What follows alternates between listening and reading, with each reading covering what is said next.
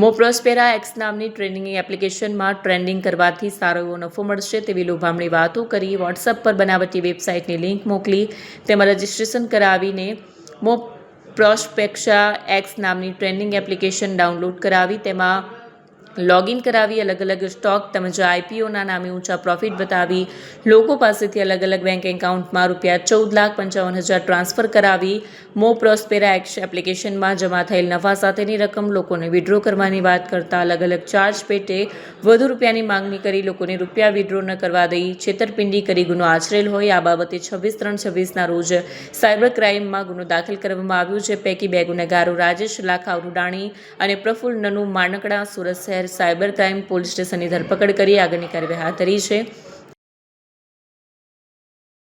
ફરિયાદીને એવો લોભ લાલચ આપવામાં આવી હતી કે તમે અગર પ્રોસ્પેરા એક્સ નામની એક ટ્રેડિંગ એપ્લિકેશન છે એમાં અગર ઇન્વેસ્ટ કરશો, એના મારફતે અગર તમે સ્ટોક ટ્રેડિંગમાં ઇન્વેસ્ટ કરશો તો તમને વધારે નફો મળશે.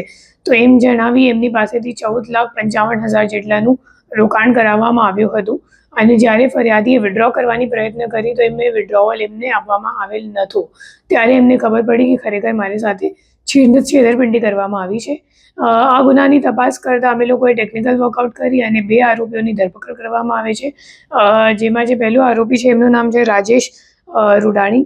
એના નામ ઉપર જ અકાઉન્ટ ખોલાવવામાં આવ્યું છે. લેર 1નું અકાઉન્ટ છે. એના અકાઉન્ટ પર આ ફરિયાદના સિવાય 14 બીજા એનસીઆરપી કમ્પ્લેન્ટ્સ પણ નોંધાયેલ છે અને 1,12,00,000 રૂપિયાનું ટ્રાન્ઝેક્શન એના અકાઉન્ટમાં કરવામાં આવ્યું છે. 2% કમિશન જે ટ્રાન્ઝેક્શનનું વેલ્યુ છે એમાં 2% કમિશન એમને મળશે એમ કહીને એમના નામ ઉપર અકાઉન્ટ ખોલાવવામાં આવ્યું હતું અને જે રાજેશ રૂડાણી છે એમના દ્વારા પ્રફુલ્લ કરીને બીજો આરોપી છે જેમની પણ ધરપકડ કરવામાં આવી છે એમને આપતો હતો અને પ્રફુલ્લભાઈ પછી આગળ જઈને હિરેન સુચિત્રાને કરંટ અકાઉન્ટ આપતો હતો અને હિરેન સુચિત્રા પછી દિલ્હીને કોઈને આ અકાઉન્ટ મોકલતા હતા. તો એ તમામ આરોપીઓ જે કમિશન માટે એ લોકોએ પોતાના નામ પર અકાઉન્ટ ખોલાવ્યું છે અને આ અકાઉન્ટમાં તમામ ફ્રોડના ટ્રાન્ઝેક્શન્સ પણ થયું છે. આ ગુના સિવાય બીજા એક એનસીઆરપી કમ્પ્લેન્ટ પણ સાયબર સેલમાં જ નોંધવામાં આવ્યું છે જેનું પણ ડિટેક્શન બંને આરોપી સાથે જ કરવામાં આવી ગઈ છે.